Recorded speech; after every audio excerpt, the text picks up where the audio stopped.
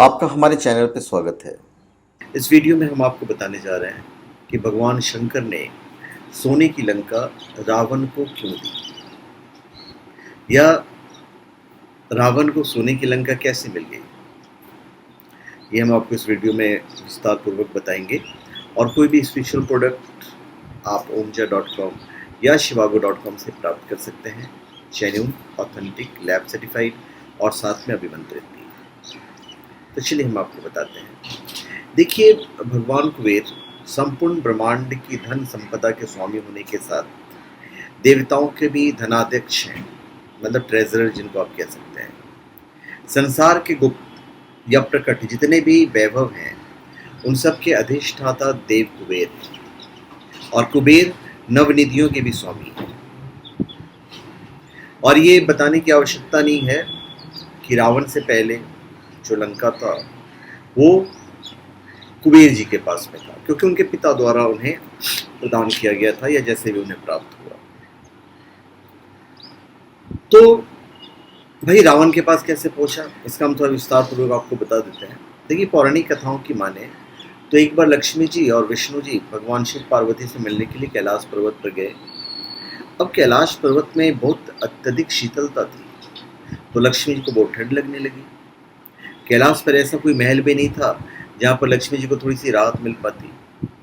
तो लक्ष्मी जी ने पार्वती जी पर थोड़ा सा हल्का सा तंज कसते हुए कहा कि आप खुद एक राजकुमारी हैं और इस तरह का जीवन आप कैसे व्यतीत कर सकती हैं।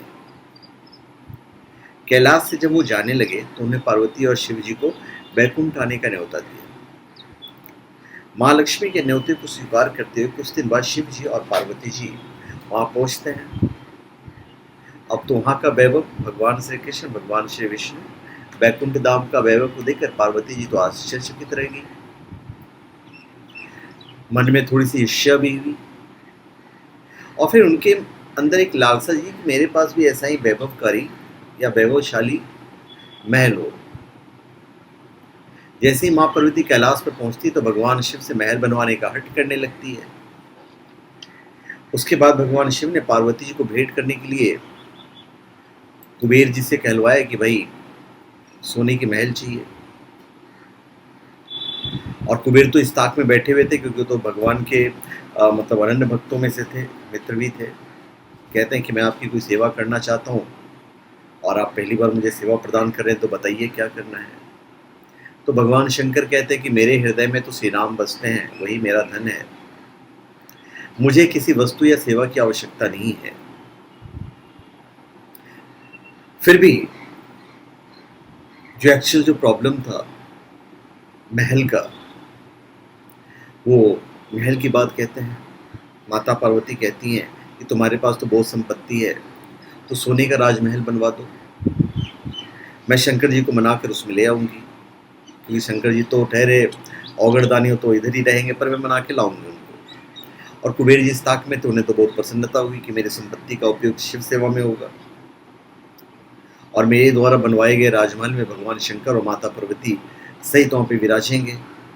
तो कुबेर ने अपनी सारी संपत्ति लगाकर देवताओं के शिल्पी विश्वकर्मा से सोने का राजमहल बनवा दिया, जिसे देखकर सभी देवताओं को बड़ा आश्चर्य हुआ।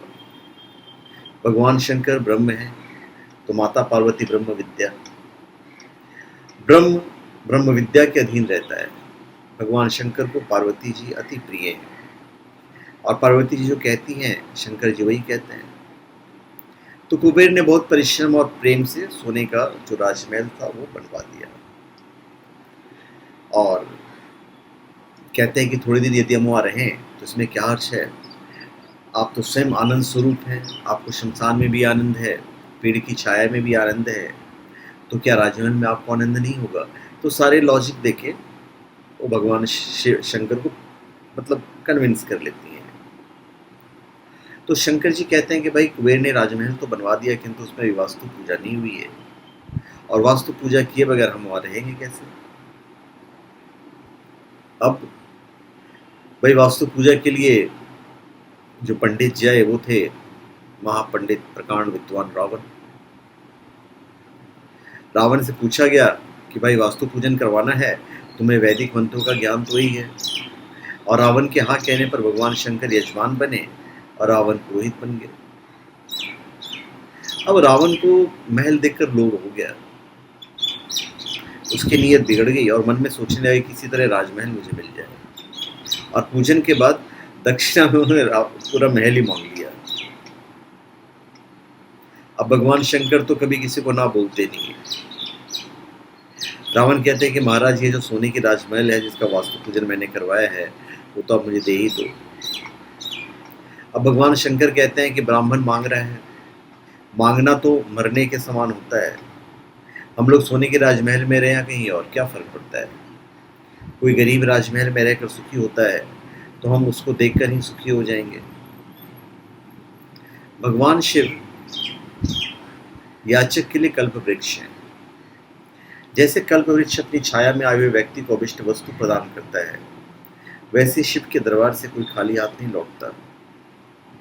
वे उपासकों के समस्त अभाव को दूर कर देते हैं और देते देते अघाते भी नहीं है। अब औगरदानी शिव के दान को देखकर लक्ष्मी जी भी ईर्ष्या करती है कि जो वस्तु वैकुंठ में भी दुर्लभ है वो शंकर जी इन कंगालों में बांट देते हैं। और शंकर जी जो है रावण को महल दे देते हैं। पार्वती जी की बात ठीक नहीं लगती है और कहते हैं कि जिस सोने की लंका को तुमने दान में मांग लिया है वो एक दिन जलकर भस्म हो जाएगी। और सोने की राजमहल मिलने के बाद रावण ने पार्वती जी की बातों पे ध्यान नहीं दिया और सोचता है कि ये तो बड़े भोले हैं, जो मांगो सो दे ही देते हैं और मुझे मिल ही गया। अब ये थी कहानी रावण की कि भाई उसे राजमहल कैसे प्राप्त हुआ। तो सोने के महल पाने की इच्छा लेकर रावण ब्राह्मण का रूप धारण करके गए थे अपने श्री भगवान शंकर के पास और दक्षिणा में उन्होंने मांग लिया। और लगे हाथों पार्वती जी ने कह भी दिया कि भस्म हो जाएगा। तो ये हम अगले वीडियो में बताएंगे कि किस तरह से रावण की जो लंका थी सोने की कैसे भस्म, उसका मूल कारण क्या था। यहाँ तो पार्वती जी ने कह दिया और वो जो है हम आपको अगले वीडियो में बताएंगे। तो धन्यवाद, आप सबका हमारे चैनल पे स्वागत है। आप हमारे चैनल पे सब्सक्राइब करें और अपने कमेंट दीजिए। धन्यवाद।